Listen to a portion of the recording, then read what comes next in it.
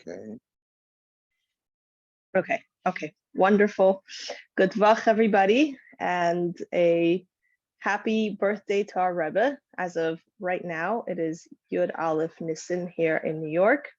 And we have the great zchus of having one of my favorite speakers, not only my favorite speakers, but he's also one of my favorite authors.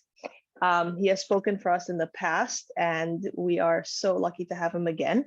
I want to share his latest book. It's called Australian Encounters. And I actually was just speaking to a fellow college teacher, and she said that this book changed her life. So Baruch Hashem has changed many lives. He has also written The Lawyer and the Mystic, as you can see it on the screen. And my absolute favorite of all time, Conversations with Zadie.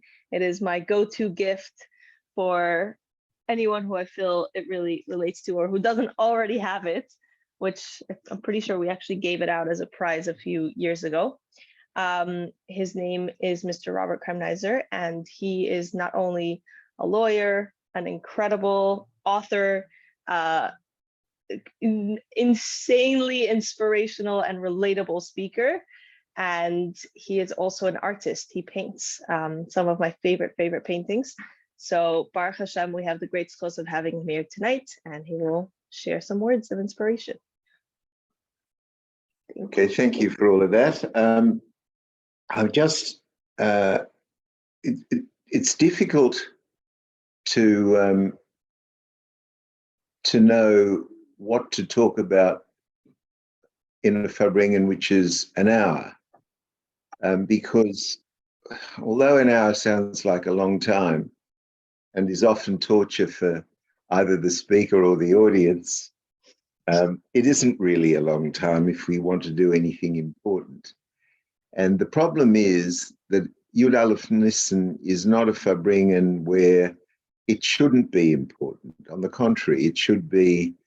The title of this was very good because glimpsing the Rebbe is a great honor. It's a very big. Let me say this to you before we start. You can't really see the Rebbe or understand the Rebbe. The best you can hope to do is to understand or tune into or be influenced by aspects of the Rebbe. You know, I know that the audience tonight is young and probably never saw the Rebbe, and it's amazing to me as an old man who does remember the Rebbe very well, of course, that the level of influence that the Rebbe has not only hasn't diminished since Gimel Tammuz, but it's grown, and it's grown with vigor and robustness. And the Gashmius reason for this, and everybody should be clear about this, that there have been geniuses in history. There have been other geniuses. There have been geniuses in learning. There have been geniuses in speaking. There have been geniuses in organization. There have been geniuses in leadership. There have been geniuses in many of these aspects. But you could count on one hand in history somebody who was geniuses in everything.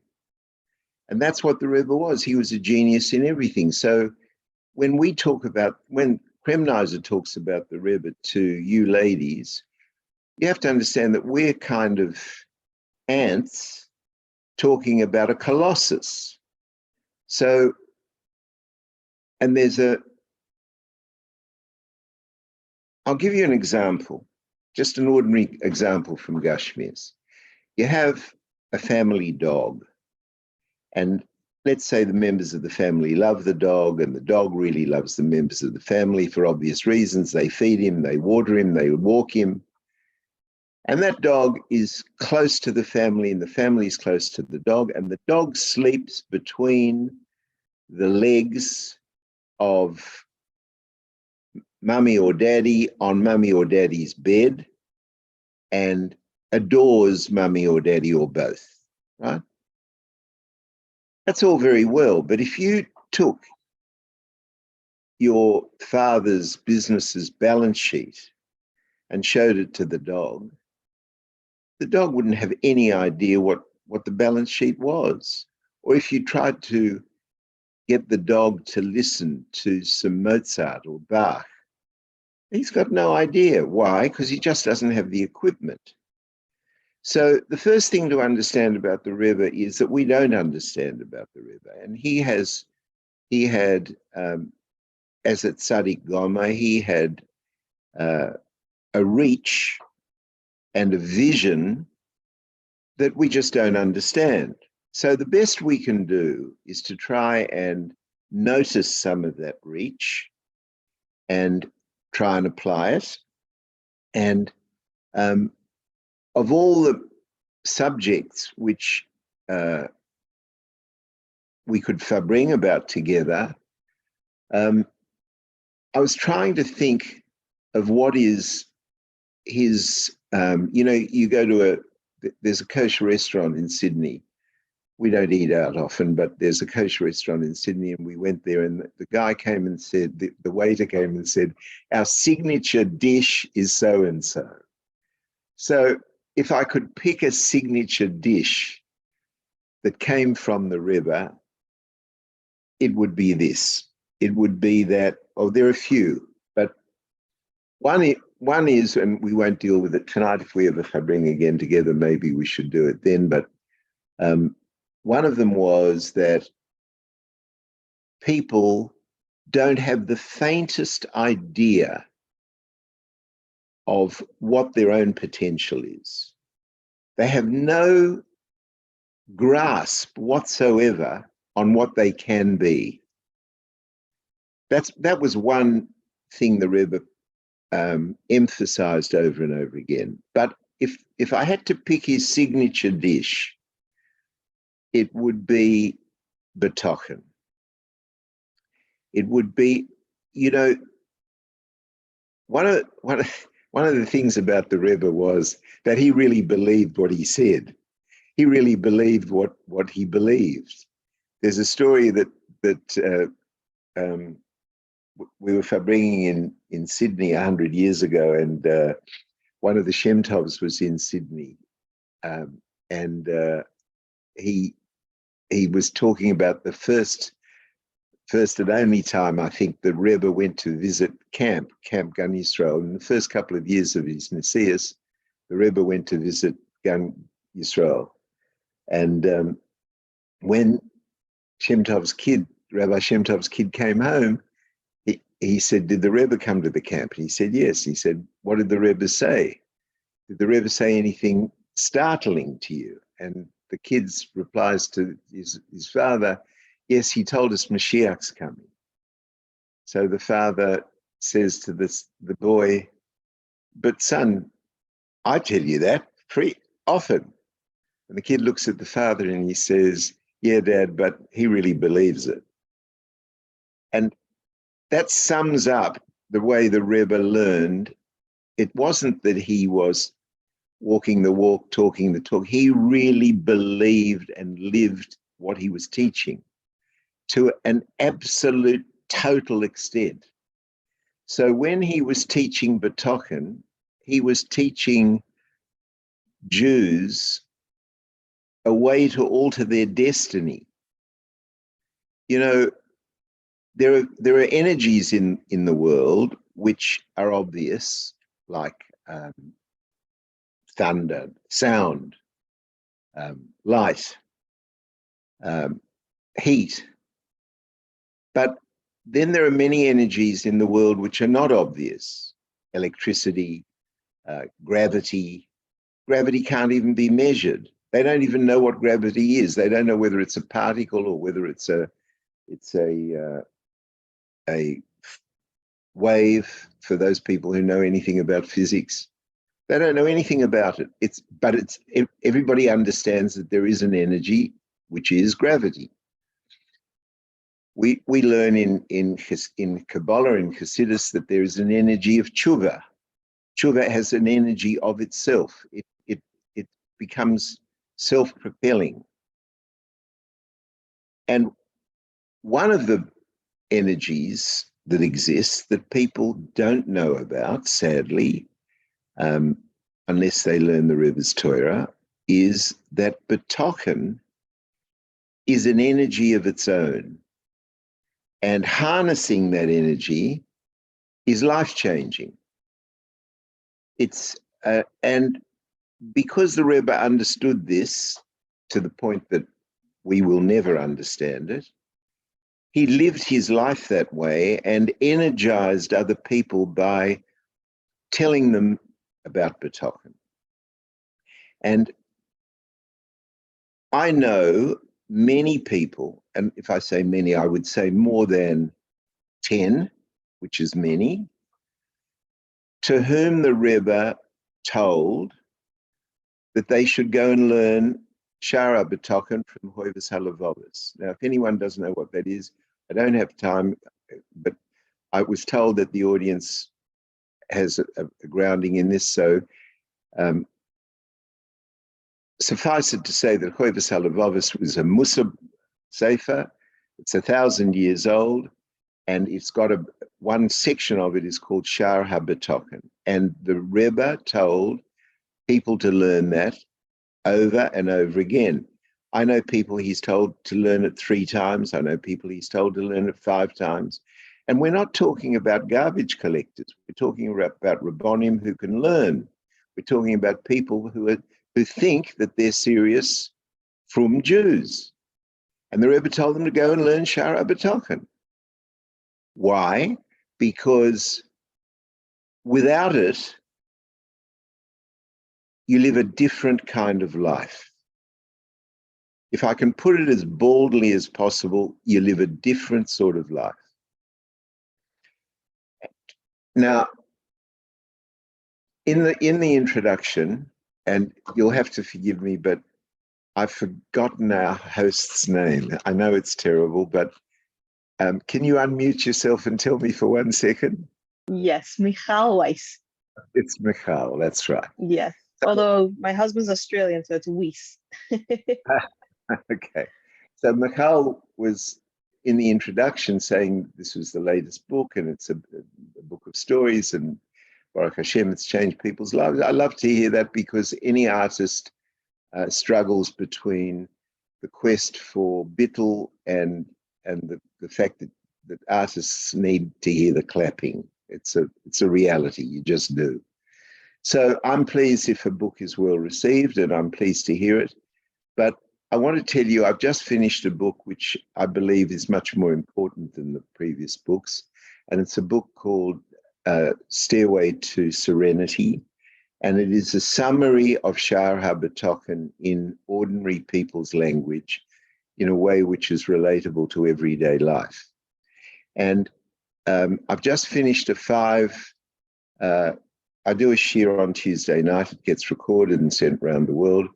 And I've just done 5 shiurim, a series of 5 hours on Shar HaBetochen. And if anybody wants to get these, I can, if they email me a telephone number, I can get the guy who distributes it to send it to you. But the book is a summary of those 5 hours of shiurim. And I'm going to try and just highlight, because we've only got less than an hour after all the introduction, I'm going to try and highlight some of the points that of the subject matter. Now, first of all, we have to understand what betochen means. There's a very big difference between belief, because betochen is a Hebrew word, and in English, it connotes 2 different things.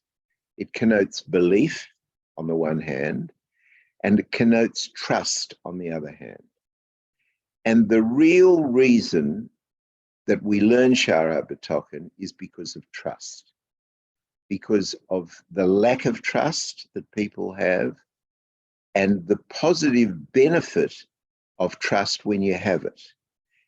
In other words, the negative aspect of not having trust we'll come to in a minute. The positive aspect of trust is that it actually energizes and creates your own destiny. And that's a fabulous tool. And understand that there are probably 8 billion, I heard that we just reached 8 billion nefashos on this planet. And if I told you that there's probably less than 1,000 people in the world who really get what we're learning, what we're going to be bringing about tonight,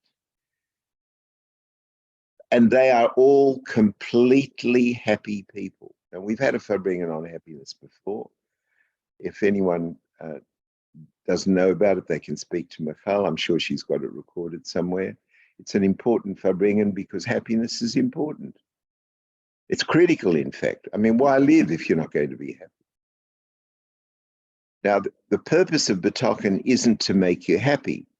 The purpose of Betochen is to form a one-to-one relationship with your God of deeply personal, loving, helpful a helpful relationship. But the byproduct of that is happiness. So let's start with what Betochen is. When I say Betochen is trust, let me try and illustrate what it is. It's a feeling. Imagine that Michal's baby that she's nursing is 2 years old, not just born, and you have to, and the baby is in Michal's arms, and Michal is going to cross Eastern Parkway. Now, Eastern Parkway is a busy thoroughfare with mad drivers. For a Sydney man, drivers in New York are crazy, tooting, speeding. And Michal is going to take her baby in her arms across the road. I want you to imagine what the baby is feeling at the moment as she's crossing the road with her mother. I'm going to ask you, is the baby concerned about the traffic? Is the baby concerned where Michal is crossing, at a zebra crossing or not? Is there a traffic light there or not? Are the cars coming or not? That baby doesn't think about one of those things. Why not? Because the baby trusts Michal with all its heart and all its soul that it's going to get across the road. It's not its job to get across the road. It's Michal's job to get it across the road, and the baby trusts Michal so much that it doesn't occur to the baby whether the traffic's heavy or not. Now, I'm not saying that you've got to live your life like that, but I'm trying to get you to get the feeling that we're talking about that Betochen is. Betochen isn't belief. There are many people who believe in God. It's almost logical to believe in God. You've almost got to be stupid not to believe in God. You look around you and everything that functions purposefully and so miraculously, there has to be a creator. Okay. The Rambam uses a very interesting, brings a very interesting thing, that he says that if you see a tree, it doesn't mean that the tree is fruit bearing. But if you're holding a piece of fruit, it does mean that there was a tree, a fruit tree. So there are plenty of people who believe in God, but that's not what we're talking about. We're talking about trust. Not everybody has trust. And the level to which you have trust is in direct relationship to your well-being. If you can bring yourself, by learning and by going to the spiritual gym and exercising your spiritual koiches, to understand Shara Betochen, which is presumably why, I mean, we don't know why the Rebbe does anything, but presumably that's why he recommended it to so many people. If you can get your mind and heart and soul around that so that it increases your level of trust to the point that your trust becomes absolute, the result of that is a different kind of life altogether. It's a life without anxiety. It's a life without worry. It's a life without fear.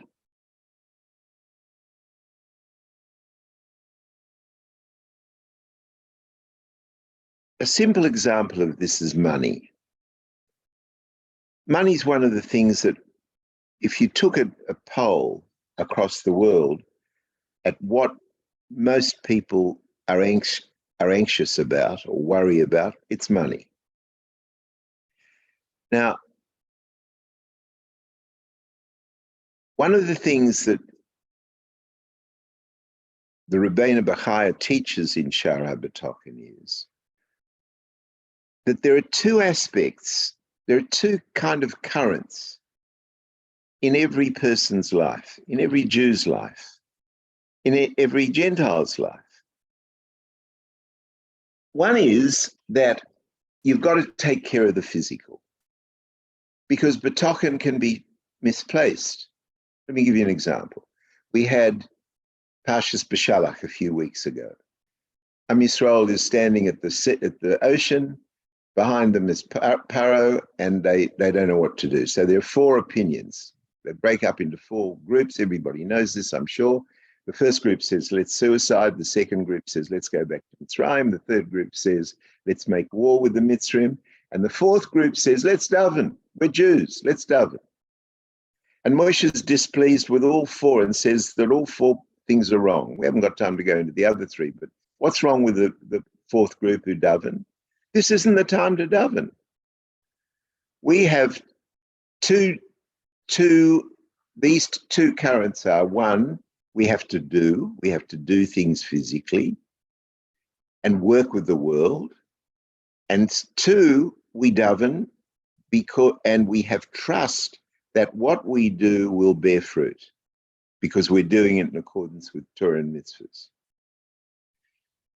So there are times when Betochen is no good. You can't say, I Kremnizer have a mitzvah of tefillin every day, so I've got so much Betochen in God that I'm satisfied he'll put my tefillin on for me.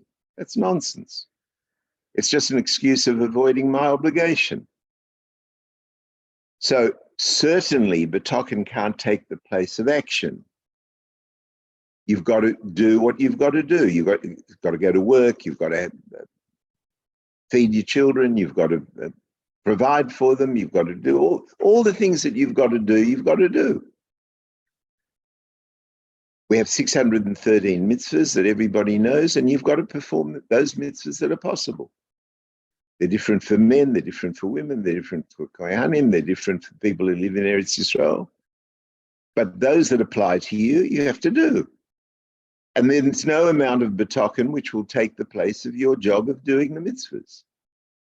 But once you've done them, your perspective is the critical thing. Is your perspective, I may fail? Is your perspective, it's no good for me? Is it your perspective that God's going to let me down?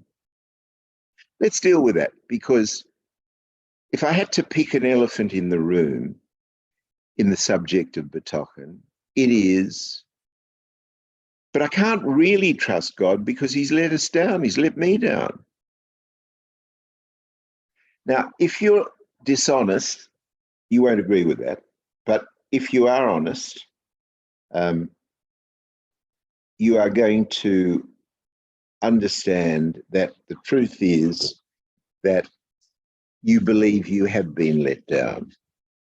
And the truth is that if you look at the world view, look at the world, it is, you question why things are as they are. For example, I'm sure all of you ladies know well the learning that we have on Hashgacha Pratis. We believe that Hashem is recreating the world every moment, and that recreation means that he has, I'm just going to pause for a second. Michal, is this too heavy? Want more stories, or can I keep doing something important? It's the Rebbe's birthday. I'd rather keep doing something important. So Michal says yes. So we believe in Ashkoka Pratis. Not only that, we believe that Hashem is creating the world every moment. Not only that, we believe that that entails logically control. Because if he's controlling your eye, if he's creating your eyelash, he must be controlling your eyelash. The two things go together. They're inescapable partners. So you've got to say that when there's a tsunami or when there is a tornado in the South in America, or when there is a war between Russia and the Ukraine, or when there are people in pain and suffering, or when there's a Holocaust, that's not something God doesn't know about. On the contrary, he's doing it. So when I say to you, your life would be very much better if you trusted in Hashem absolutely, it's normal and fair for you to react, but what about the Holocaust? What about tsunamis? What about those homeless people? You look on the television at these homeless people in the South after those whirly things, tornadoes. We don't have them in Australia, Baruch Hashem. They're wiped out, devastated, no housing, no food, nothing. How can you allow that to happen, God? And you want me to trust in you? And the answer is yes. But you've got to understand. There's something that needs to be understood fundamentally. And that is, let's go back to our dog. The dog doesn't have the mental equipment to understand the master's balance sheet of his business. He doesn't know what debt is. He doesn't know what credit is. He doesn't know what stock is. He doesn't know what outgoings and ingoings are. He doesn't know any of those things. He hasn't got the equipment to understand. And one of the age-old questions that people ask is, why do bad things happen to good people? And the answer to that is that there is only one answer. And let me tell you what that answer is. We don't know. And if anyone tries to tell you they do know, don't believe them. They're lying. Or they're posturing. Because they don't know.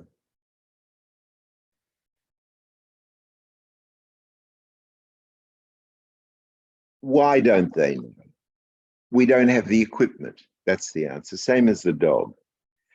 There are some clues to why we don't know in Kabbalah and in Hasidus, and I go through them in detail in the book, and I go through them in detail in the shurim that I've told you about. I'll just summarize them very quickly. The first is that God reveals what he wants to reveal and conceals what he wants to conceal. What he wants to conceal, he makes none of our business. We don't understand it, so what?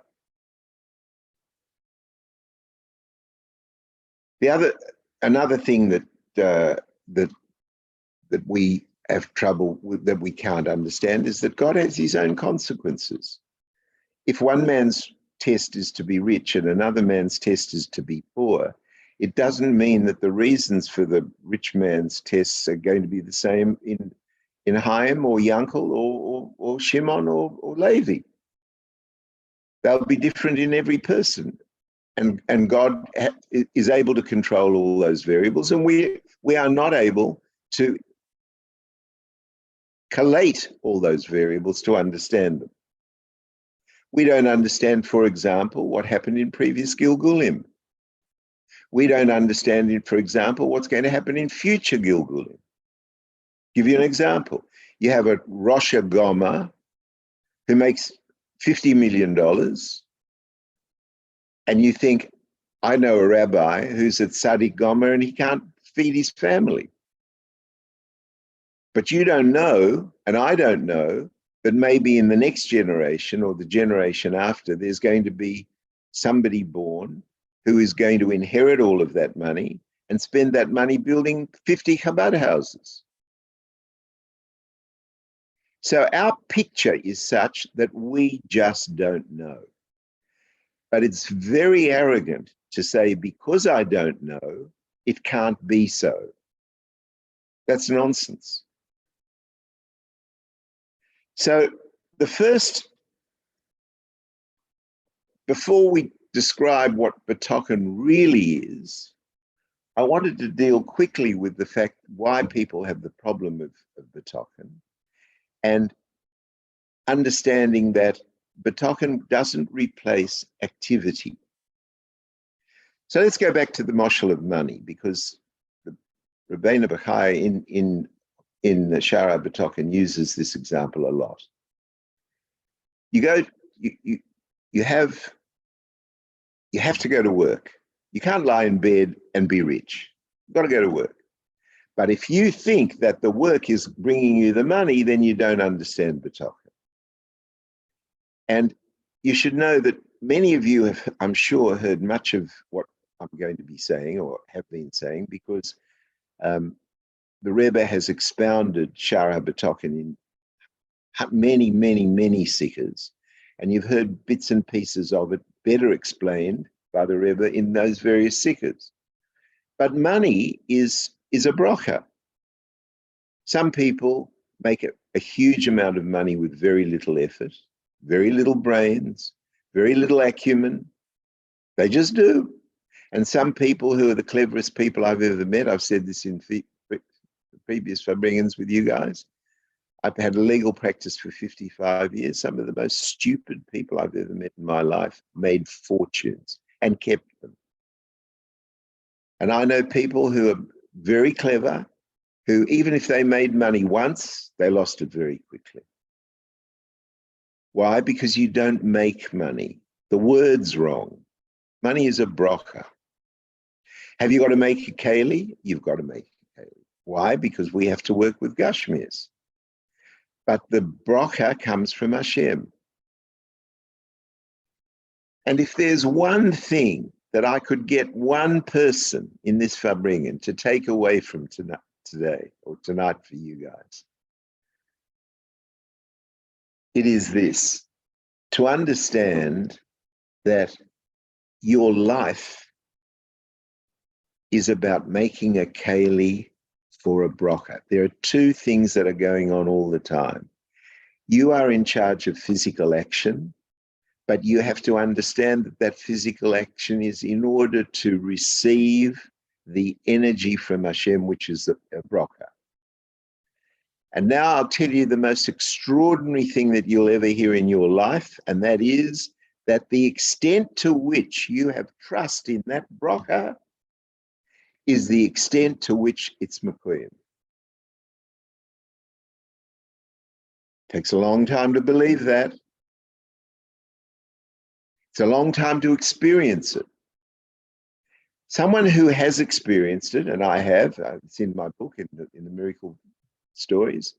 If you have experienced it, it's very much easier in the future.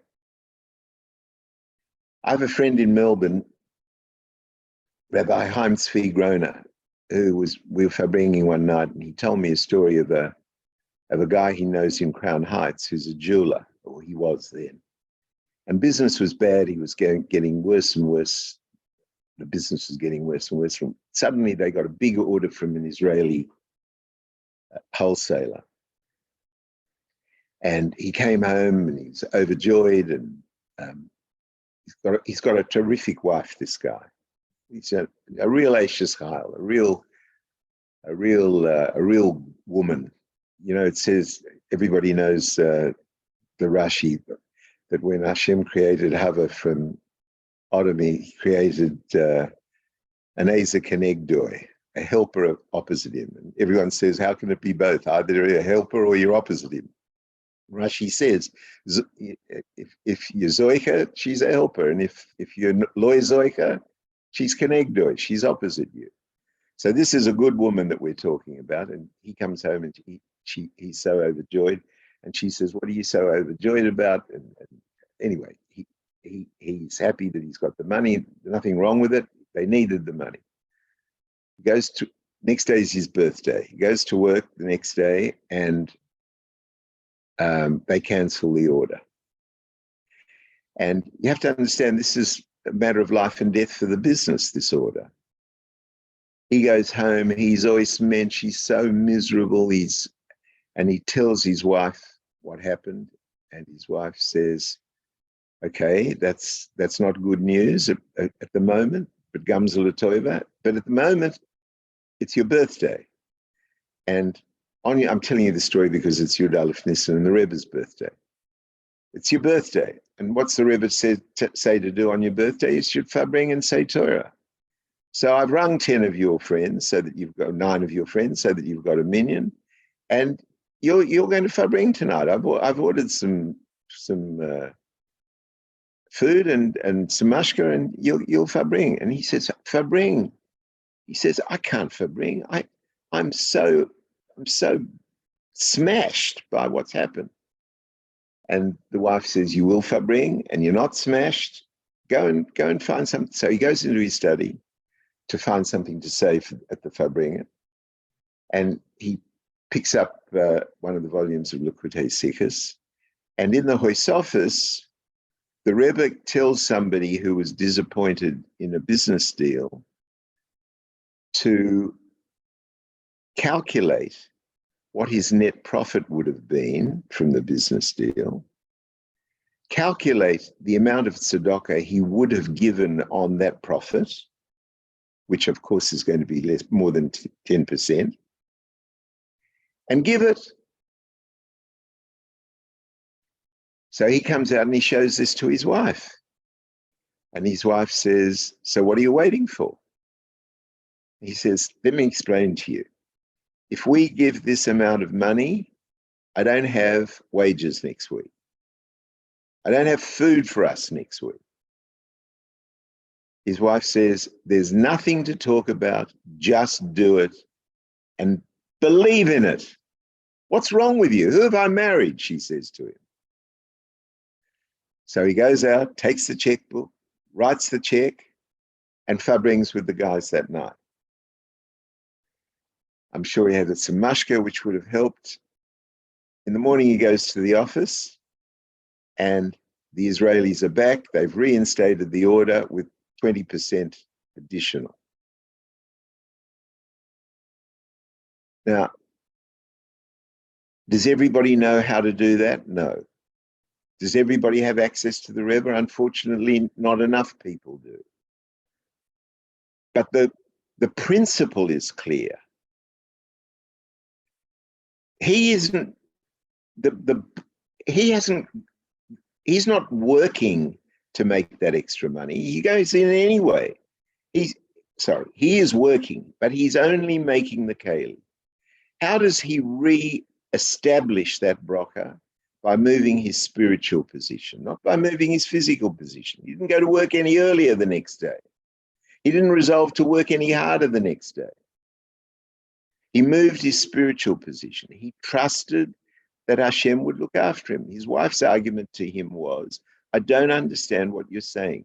Hashem has fed us for 45 years so far, fed all our children so far. What is your problem? He will continue to feed us.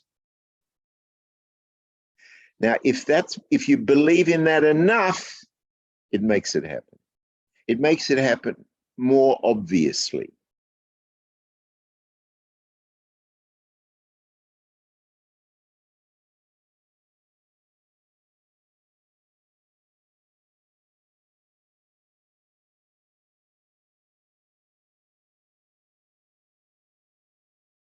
Is it normal to have doubts? Of course it's normal. But one has to deal with those doubts. And how do you deal with those doubts? By explaining to yourself that you don't have the equipment to understand Hashem's Hishboinus. Why do tzaddikim want Mashiach so badly? Why did tzaddikim cry wanting Mashiach? Let me ask you this question. Do you really believe that it's because they want a new Cadillac, or they want a better house? The reason that a tzaddik wants Mashiach is that there's going to be an end to suffering. Why is there going to be an end to suffering? Because Hashem is going to explain what he's doing. There's going to be a Giloi Elokus in Teva, a revelation of godliness in nature. With that will come the fact that we understand what's going on. But one's life is completely different if one lives it with betochen, believing in Hashem, and believing in Hashem in all the ways that we've bring together before, that Hashem is creating the world, that he's recreating it every moment, that everything that's happening is happening as a result of his control, that everything that's happening to you is happening to you for a reason, that your and my role in life is to react to what is happening to us. And to each of us will be happening that which we privately, absolutely, personally need. And what Michal needs and what I need and what you need and what Chaim Yankel needs is entirely different. So we will have different tools to deal with those challenges. One man's test may be wealth, one man's test may be poverty, one man's test may be health, one man's test may be sickness, one man's test may be lots of children, another few children, some children who behave, some children who don't behave, who are lost and confused and unhappy. Everybody's going to have their own peckle. Everyone's going to have their own exact tests. How do you know what your tests are? Let me give you a simple answer. You know how you know? Because they're happening to you. That's how you know. Your life is your blueprint. My life is my blueprint. We can't control what happens to us. We control how we react to it. If we react to it in accordance with Torah and mitzvahs, with betochen, trust that Hashem is delivering up to us exactly what we need at the moment. Let's go back to our jeweler. The exact thing that he needed, erev his birthday, was them to have withdrawn the order. Why? Because it gave his wife the opportunity to hammer it through his dumb head that he should trust in Hashem and make the payment of the tzedakah. And once he'd done that, his life was different. Now, there are two ways to react to what happened on the erev of his birthday. Erev of his birthday, you can come home and say, I've been zapped again by this God. You want me to have trust in God? He doesn't give me the money. They cancel the order. What sort of trust do you want me to have? Another way of reacting to it, much harder, I grant you. I don't suggest that because I give the shir, I'm any better at this, or the farbrengen any better at this than you are. But the other way is to learn enough so that the chokhmah becomes bina and the bina becomes das, that you trust that whatever happened was for your benefit. Otherwise, it wouldn't have happened to you. That is the test. The test of whether it was to your benefit or not is very simple. Did it happen to you or not? If it happened to you, it can't be bad. Hashem is all good. So if it can't be bad, the issue is to what level do you trust that? If you trust it absolutely, you don't come home miserable. There's no such thing in your life as disappointment. Just think about that for a moment.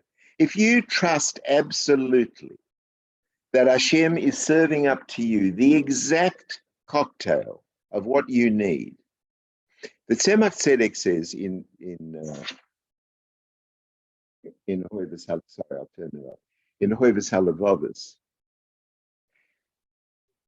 that not in Hoivas, in Derek Mitzvah Secha, sorry, I was concentrating on who that was on the phone. One of my children have just gone overseas.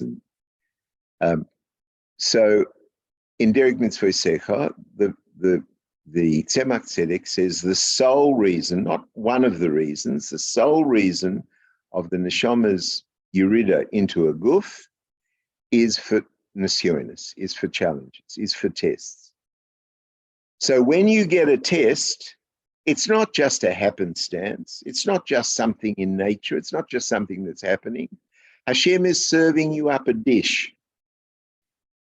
You can either partake of that dish with joy and trust and love and gratitude, or you can partake of that dish with suspicion and misery and disappointment.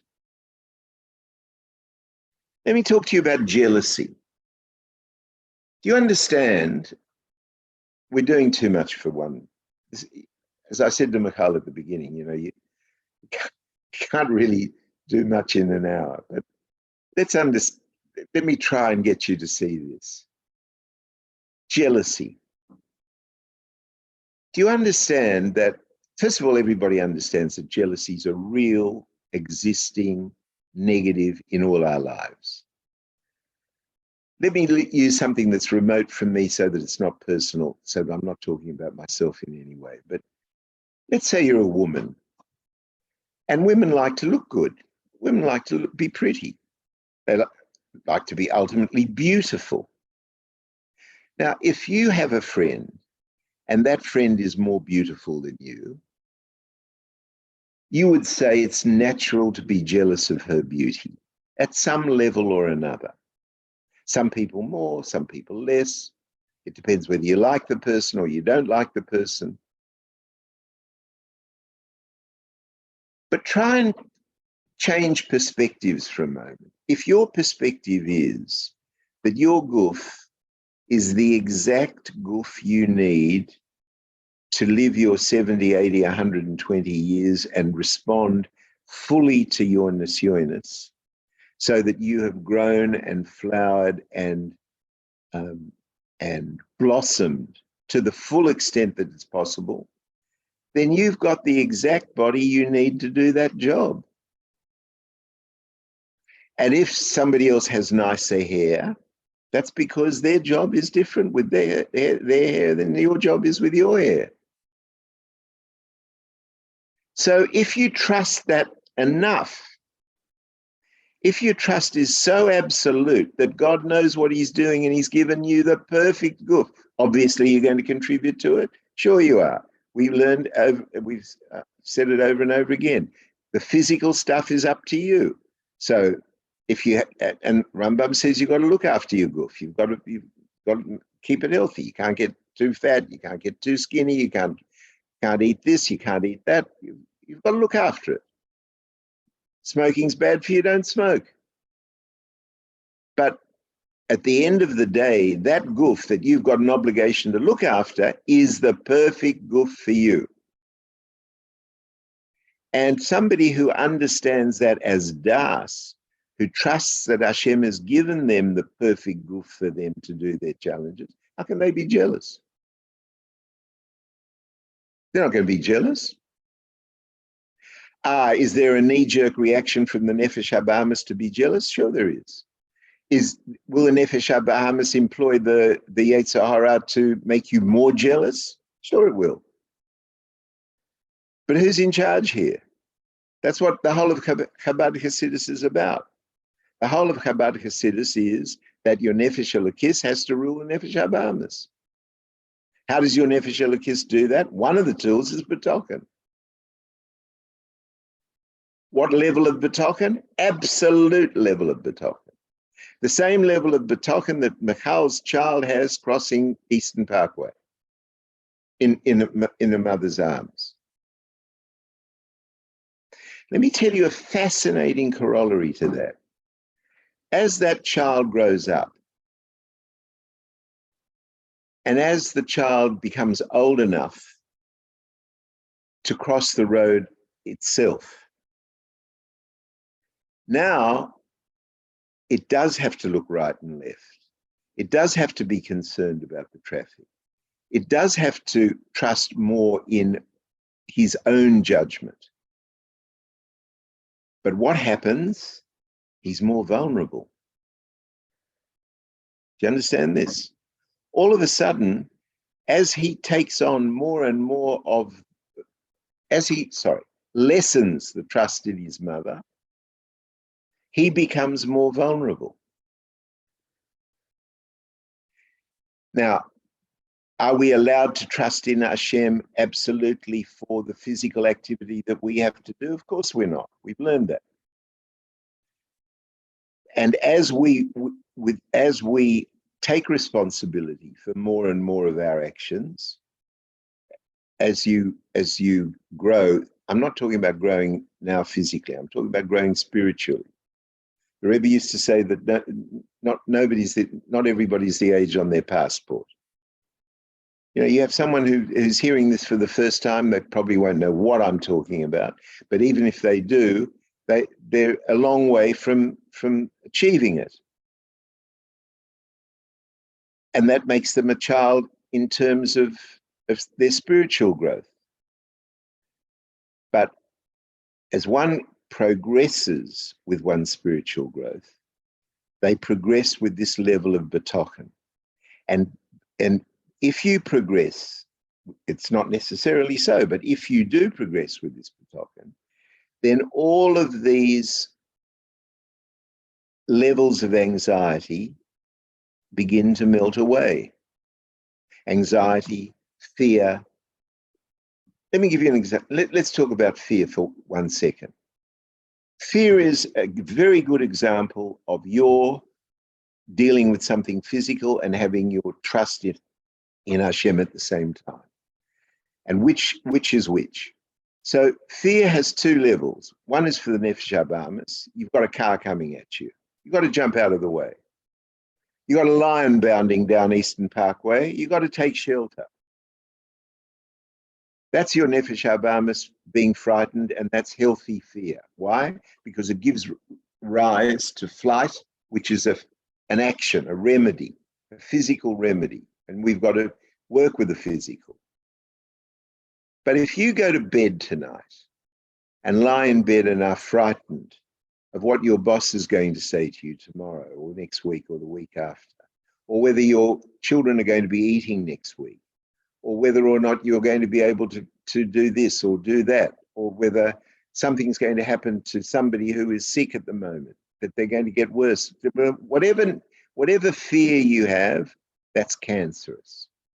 Because you can't get rid of it. You walk around with it. It lives with you. And the way out of it is betochen. Somebody's sick, you're davening for them to get better. If you trust enough in the davening for them to get better, they probably will get better. Your davening will work. Now you say to me, Kremnizer, but what if it doesn't work? We all know that there are plenty of instances where it doesn't work. What's the answer? That's better. Do you feel it's better at the moment? No. Do you understand why it's better at the moment? No.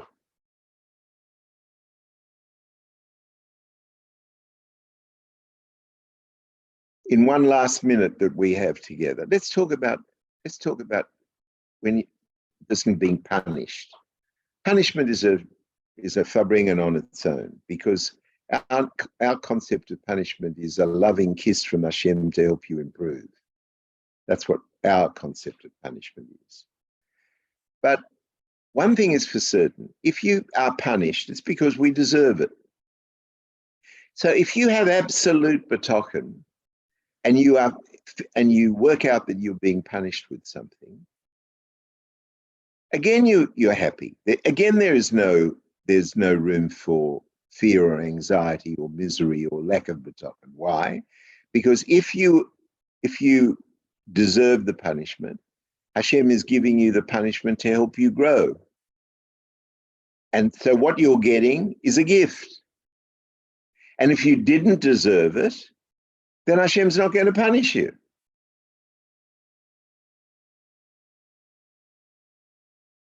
So we're talking about a completely different mental dynamic which is available to every individual. This is why this subject is so important, because it's a dynamic that's available to everybody. It's very difficult. I'm not kidding you. I'm not suggesting that you're going to get up from this Farbrengen and go home and achieve total betoken in one step.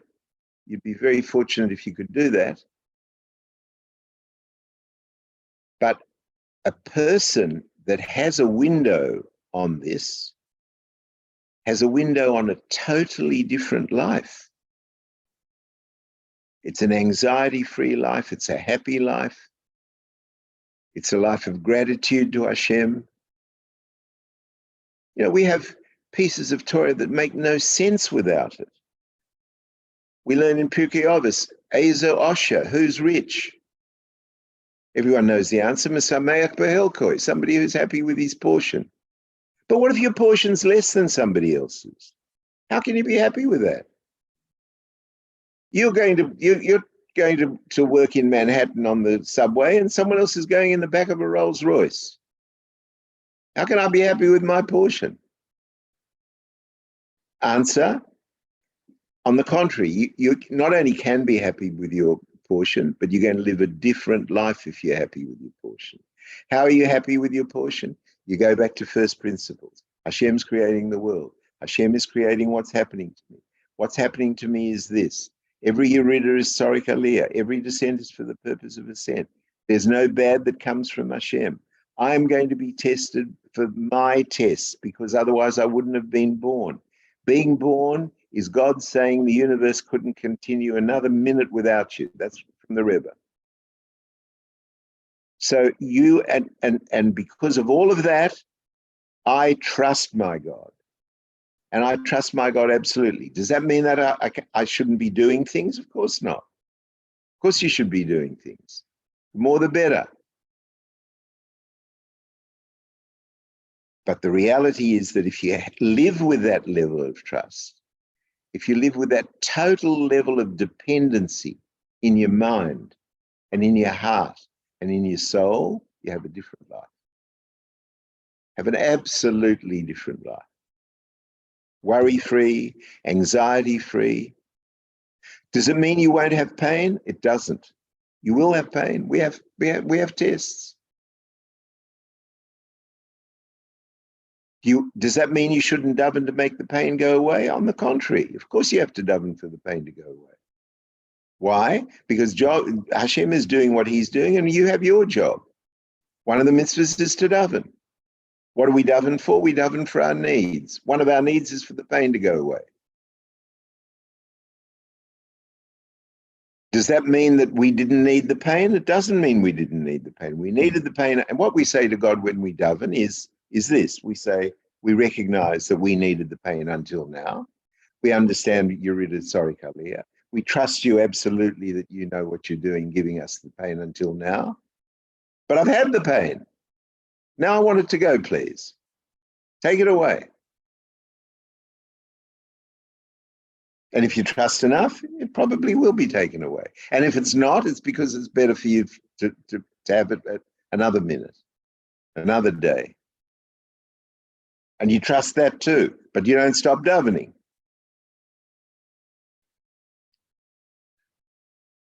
Well, Michal, we've reached an hour, so feel free to continue if you would like. I've got other commitments today. I'm sorry. Okay. So. Wow, okay, Lee. That was incredible. Thank you so much. I hope some of that got through somewhere. Yes, thank you very much. Okay. And if you remember, if you have one more minute just to take a picture with us, do you mind? Is that okay? So I don't mind. Whatever you want. Thank you. Okay, if anybody would like to turn on your screen, you totally can. If not, you don't have to. I'm just going to find the tool. There we go. Okay, we're gonna do a big smile. One, yeah, hold on. And one, yay, one more time. Sorry, I missed. There we go. Okay, everybody's ready. One, Yay, beautiful. Thank you so, so much. Okay, And ladies, have a kosher and a happy Pesach. And remember that, the Rebbe asked the question, why does Adar come before? Because you have to remember what I said to you at the beginning. The Rebbe believed all the Torah that he said, right? So he believes in Hashgacha Pratis, really believes in it. So why does the month of Adar come before the month of Nissan? Because the month of Adar is a time when you increase in simcha, in happiness. And the month of Nissan is a month when we celebrate freedom. So the Rebbe says you can't be truly free unless you're completely happy. oh, that is So genius. I love that. I wish everybody a happy Pesach, and therefore you'll be Amen. And we're excited to read your book. easier to be free then. Okay, good night, ladies. Good night. Thank you.